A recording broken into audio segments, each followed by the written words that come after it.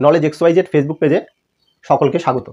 আজকে আমি আলোচনা করব অল্পপ্রাণ ধ্বনি বা বর্ণ, মহাপ্রাণ ধ্বনি বা বর্ণ এবং নাসিক্য ধ্বনি বা বর্ণ সম্পর্কে। বেশি কথা না বাড়িয়ে শুরু করা যাক আজকের ভিডিও। দেখুন, আমরা প্রত্যেকেই জানি যে ক, চ, ট, ত, প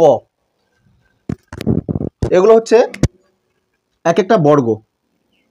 যেমন এটা ক বর্গ, ক বর্গের অন্তর্গত 5টি বর্ণ বা ধ্বনি।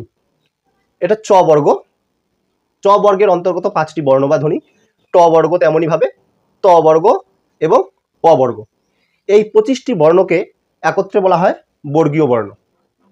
এবার বাংলা বর্ণমালায় এই বর্গীয় বর্ণগুলোর কিছুগুলোকে বলা হয় অল্পপ্রাণ বর্ণ বা ধ্বনি এবং কিছু বর্ণ বা ধ্বনিকে বলা হয় মহাপ্রাণ বর্ণ বা ধ্বনি। সেই সাথে রয়েছে নাসিক্য বর্ণ বা নাসিক্য ধ্বনি। আমরা মোটামুটি অনেকেই জানি অল্পপ্রাণ বর্ণ বা অল্পপ্রাণ ধ্বনি, মহাপ্রাণ বর্ণ বা মহাপ্রাণ ধ্বনি এবং সেই সাথে নাসিক্য বর্ণ বা নাসিক্য ধ্বনি কোনগুলো। এই বোর্ডটি লক্ষ্য করলে দেখতে পাবেন আপনারা, আমি প্রতিটা বর্গের, যেমন আগেই বললাম ক বর্গ, চ বর্গ, ট বর্গ, ত বর্গ এবং প বর্গ, প্রতিটা বর্গের প্রথম ধ্বনি বা বর্ণ এবং তৃতীয় ধ্বনি বা বর্ণ, দেখুন আমি অ্যারো চিহ্ন দিয়ে এটাকে দেখিয়েছি। অর্থাৎ এই যে এই ধ্বনিগুলো এবং এই ধ্বনিগুলো, আমরা যখন এই ধ্বনিগুলো উচ্চারণ করব,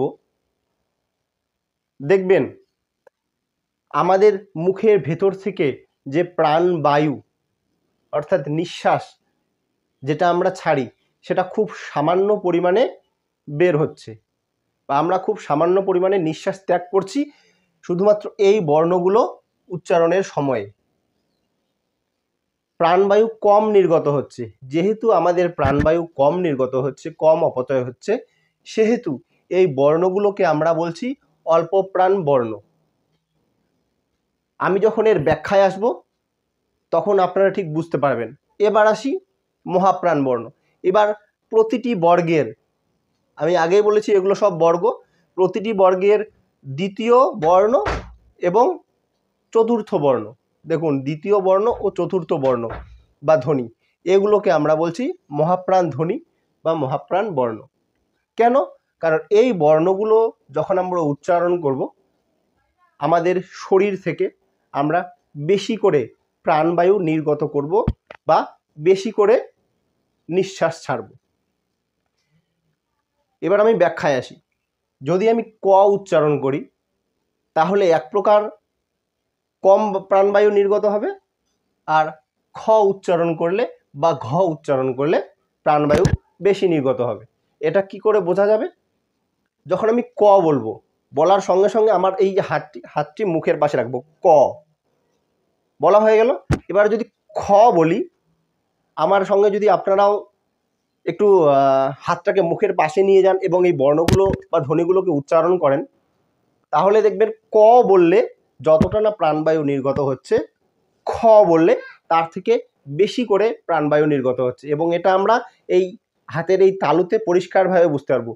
ক বললে এখানে নিঃশ্বাসের থেকে যে বায়ুটা বেরোচ্ছে সেটা কম লাগছে এখানে দেখবেন, এবং খ বলার সঙ্গে সঙ্গে এখানে প্রাণবায়ুটা বেশি লাগছে। শুধু খ না, এখানকার যতগুলো বর্ণই, অর্থাৎ প্রতিটি বর্গের দ্বিতীয় বর্ণগুলো যেগুলোই বলুন না কেন, উচ্চারণ করুন না কেন, দেখবেন প্রাণবায়ু বেশি লাগছে আমাদের, আমরা যদি এভাবে বলি তাহলে।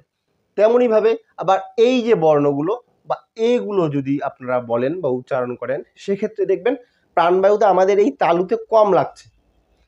আমার সঙ্গে যদি আপনারা করেন, প্লিজ একটু করুন, তাহলেই বুঝতে পারবেন, আপনাদের বুঝতে আরও বেশি সুবিধা হবে। তাহলে আমরা দেখলাম যে প্রতিটি বর্গীয় বর্ণের প্রথম বর্ণ এবং তৃতীয় বর্ণ, এগুলোকে বলা হচ্ছে অল্পপ্রাণ বর্ণ। কেন অল্পপ্রাণ বর্ণ বলছি তার কারণটা ইতিমধ্যে আপনারা হয়তো বুঝে গেছেন।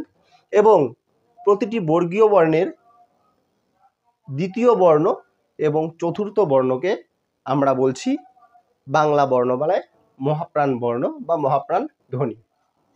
এবার আসি শেষের বর্ণ, পঞ্চম, প্রতিটি বর্গীয় বর্ণের পঞ্চম বর্ণটি বা পঞ্চম ধ্বনিটি। উম, ইয়, মূর্ধন্য, মূর্ধন্য ন, দন্তন্য ম। এই বর্ণগুলো যদি আপনি এবার উচ্চারণ করেন, দেখবেন তুলনামূলকভাবে এই যে বর্ণগুলো আমরা উচ্চারণ করলাম, এই বর্ণগুলো উচ্চারণকালে আমাদের নাকের খুব একটা প্রভাব নেই বললেই চল। এবার এই বর্ণগুলো উচ্চারণ করুন, এই বর্ণগুলো উচ্চারণ করলেই দেখতে পারবেন নাকের একটা বড় প্রভাব রয়েছে। এমনকি আপনি যদি নাকটা বন্ধ করে এভাবে চেপে ধরে এই বর্ণগুলো উচ্চারণ করেন, দেখবেন বর্ণগুলো উচ্চারণ করতে পারবেন না। কিন্তু নাক বন্ধ করে আপনি যদি এই বর্ণগুলো উচ্চারণ করেন, আপনি কিন্তু উচ্চারণ করতে পারবেন। যেহেতু এই বর্ণগুলো বা ধ্বনিগুলো উচ্চারণকালে নাকের একটা বা নাসিকার একটা বড় প্রভাব রয়েছে, তাই আমরা এই বর্ণগুলোকে বলবো নাসিক্য বর্ণ। অনেকে অনেকভাবে ব্যাখ্যা দিতে পারে, তবে আমি যে ব্যাখ্যাটা দিলাম আমার কাছে এই ব্যাখ্যাটাই সব থেকে সহজ মনে হলো এবং মনে রাখতে আমরা পারবো এই ব্যাখ্যাটার মাধ্যমে, সেহেতুই আমি এই ব্যাখ্যাটা আপনাদের দিলাম। যদি এই ভিডিওটি আপনাদের ভালো লাগে তবে আমার চ্যানেলটি অবশ্যই সাবস্ক্রাইব করবেন বা ফলো করে দেবেন। ধন্যবাদ।